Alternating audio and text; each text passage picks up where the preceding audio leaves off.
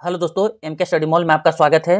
तो बहुत इंतजार में थे 1767 वाले स्टूडेंट कि आखिर आज एलपीए केस में क्या अपडेट आई, तो इसके बारे में बात करेंगे कि क्या अगर आज सुनवाई हुई कि नहीं हुई, आखिर क्यों नहीं हुई। ठीक है, तो इन तथ्यों पर बात करेंगे और साथ ही साथ बहुत से स्टूडेंट का कमेंट है न्यू बहाली को लेकर, तो उसके बारे में भी बात करेंगे। तो चलिए, बात करने से पहले आपसे रिक्वेस्ट है कि अगर आप चैनल पर नए हैं तो जरूर इसे सब्सक्राइब कर दीजिए। हो सके तो इस वीडियो को अपने दोस्तों में शेयर करने का प्रयास कीजिएगा। ठीक है, जैसा जो होगा हम हमेशा आप लोग के लिए अपडेट लाते रहेंगे, जो हो जॉब से रिलेटेड, एलआरसी डिपार्टमेंट से रिलेटेड। ठीक है, तो चलिए यहाँ पर देख लेते हैं। बहुत से स्टूडेंट 1767 वाले बेसब्री से इंतजार कर रहे थे। ठीक है, तो देखिए यहाँ पर सबसे बड़ी बात है कि उनके आज तो किसी के पक्ष में आया ही नहीं, तो बात ही मत कीजिए, क्योंकि जो एडवोकेट थे आशुतोष सर, वो आज प्रेजेंट ही नहीं हो पाए, तो केस की हेयरिंग ही नहीं हो पाई।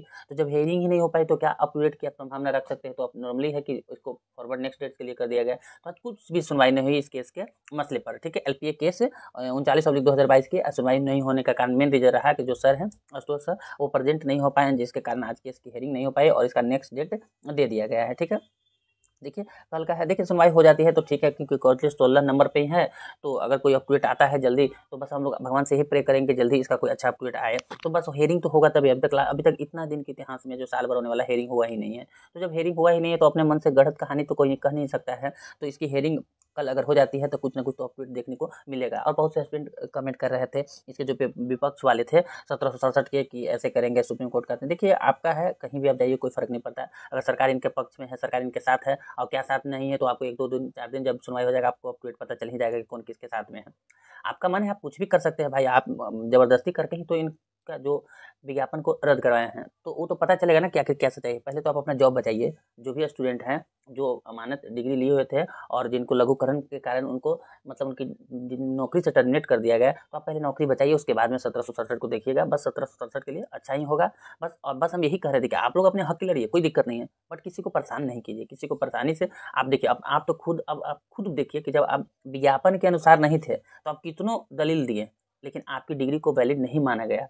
जो आप कॉन्ट्रैक्ट बेसिस में आपको मेल करने के लिए कहा गया, आपने मेल भी किया कि मेरी डिग्री सही है, तो मेल करने के बाद भी क्या एलआरसी डिपार्टमेंट आपकी बातों को मान ली? नहीं मानी, क्योंकि जो विज्ञापन में लिखी हुई शर्त है हम उसी के अनुसार काम करेंगे। ठीक है, तो विज्ञापन के अनुसार शर्तों को फॉलो नहीं किया आपका डिग्री, इसलिए आपकी नौकरी चली गई। तो यहाँ पर विज्ञापन में लिखा हुआ है कि 12th बेसिस से हम आप वैकेंसी लेंगे, तो फिर आपकी बात यहाँ पर आती कहाँ से है? तो आप खुद सोच के देखिए, आप ही पढ़े लिखे होंगे, तो आप मन है जो कुछ कमेंट में करना है कर दीजिए, लेकिन सच्चाई है वो 1767 के पक्ष में ही होगी और 1767 की जीत होगी। बस थोड़ा सा देर है, बस हम इस बात को मान रहे हैं। और धैर्य तो है, थोड़ा सा टूटती जा रही है स्टूडेंट का, इसलिए क्योंकि थोड़ा सा विलम्ब होते जा रहा है, और विलम्ब होते होते होते यहाँ साल पकड़ने वाला है, तो थोड़ा सा धैर्य तो टूटा ही है। बट हम स्टूडेंट से यही कहेंगे कि देखिए कल के अपडेट में अच्छा ही अपडेट आएगा। आज हेयरिंग होने की पूर्ण संभावना थी, बस दुर्भाग्यवश कहिए कि आज प्रेजेंट नहीं हो पाए। प्रेजेंट ना होने के कारण जो कि ऐसा सिचुएशन देखने को मिल रहा है, नहीं तो कुछ ना कुछ अपडेट आप लोग को आज जरूर देखने को मिलता है। देखिए कल का अपडेट में क्या आता है, कुछ दिन जब उतना रुके हैं तो कुछ दिन धैर्य रखने की जरूरत है। 1767 वाले बुलंद है, टेंशन नहीं है। 1767 नियमित अमीन, जय अमीन और विजय अमीन एकदम कंफर्म है। 1767 की ज्वाइनिंग होगी। बस देखिए, जो जितना देर से होता है उतना ही मीठा होता है, सब्र का फल मीठा मीठा मिलेगा। बस क्या कीजिएगा, किसी के परेशानी के कारण आपको इतनी समस्या झेलनी पड़ रही, नहीं तो ऐसा इतनी समस्या झेलने नहीं पड़ती। इसमें जो है सब टोटल प्लान बन चुका है, जितना भी है आप टेंशन नहीं लीजिए। अपन मतलब एलआरसी डिपार्टमेंट अपने तरफ से मजबूत है, बस सिर्फ हेयरिंग होने की है। एक हेयरिंग हो तब ही कहा जाता है ना कि कोई भी चीज़ इसके मतलब जो जिसका मालिक होता है उसका डिसीजन वही देता है। तो यहाँ पर तो कोर्ट है इसका मालिक, कोर्ट ही तो सबसे पहले बात पहले कि हेयरिंग तो हो जाए। आखिर हेयरिंग वो डेट ही नहीं दे रहे हैं, मतलब कि सुन ही नहीं रहे हैं। डेट तो दे रहे हैं लेकिन सुन ही नहीं रहे हैं इस बात को, तो कैसे आप अंदाजा लगा सकते हैं क्या होगा नहीं होगा। लेकिन अपने तरफ से तो कमर कस चुकी है एलआरसी डिपार्टमेंट भी, और जो अमीन के लीडर हैं रवि कुमार सिंह जी, और उनके जो भी उनके साथ जो काम करने वाले उन लोगों का भी बहुत बड़ा योगदान रहा है इस केस में, यहाँ तक पहुँचाने में, यहाँ तक लाने में।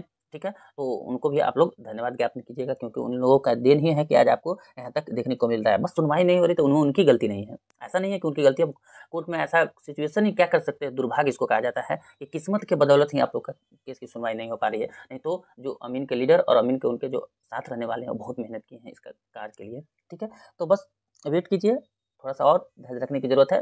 2 दिन 4 दिन, अरे मान के चलिए दिवाली तक, छठ तक, छठ के बाद भी हो, लेकिन बस जीत होनी चाहिए 1767 का। जब उतना कर लिए इंतजार तो और 1 महीना भी करना क्यों ना पड़े, बस जीत होना चाहिए 1767 की, क्योंकि विज्ञापन के सभी शर्तों के अनुरूप यहाँ तक पहुँचे हैं और उनकी ज्वाइनिंग होनी भी चाहिए, इतना कंफर्म मानिए। और बस हम भगवान से यही कामना करेंगे कि बस 1767 को इसी साल ज्वाइनिंग मिल जाए। ठीक है, तो आज का फिलहाल इसके संबंधित यही अपडेट था। देखिए कल जैसा जो आएगा हम आप लोग को बताएंगे। आज हम बात कर लेते हैं न्यू बहाली से संबंधित। तो बहुत स्टूडेंट का कमेंट था कि जो न्यू बहाली है ना। देखिए समस्या ये है, हम आपको बोले थे कि कैबिनेट में पास हुआ है जो 7500 कुछ बहाली और जो 2506 बहाली पहले से चल रही है, तो दोनों बहाली को एक साथ मर्ज करके आपको बहाली आएगी। इसमें थोड़ा सा विलम्ब हो सकता है, हम इलाक्सी डिपार्टमेंट से जैसा पता करने का प्रयास किए हैं तो उसमें थोड़ा सा आपको विलम्ब देखने को मिल सकता है, तो थोड़ा सा धैर्य रखिए। इसमें 6300 जो है ना अमीन की बहाली है और 1900 इसमें है, मतलब मान के चलिए 8000 जो बहाली सिर्फ अमीन को देखने को मिलेगा, ठीक है। जिसमें सबसे ज़्यादा बहाली हो सिविल इंजीनियरिंग डिप्लोमा वाले को मिलेगा, ठीक है। जो बिहार से किए हुए हैं उनको तो और प्लस पॉइंट मिलने वाला है इस बहाली में, ठीक है।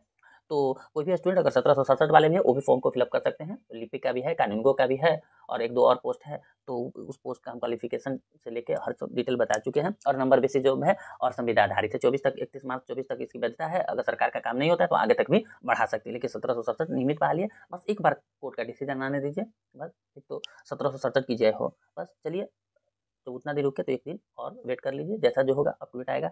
मिलते हैं अगली वीडियो में। मेरी वीडियो देखने के लिए आपको बहुत बहुत धन्यवाद। अगर कोई भी कन्फ्यूजन हो फिर भी कमेंट सेक्शन में आप कमेंट कर सकते हैं, जितना होगा हम पता करके या अपने से आपको बताने का प्रयास करेंगे। चलिए, मिलते हैं अगली वीडियो में।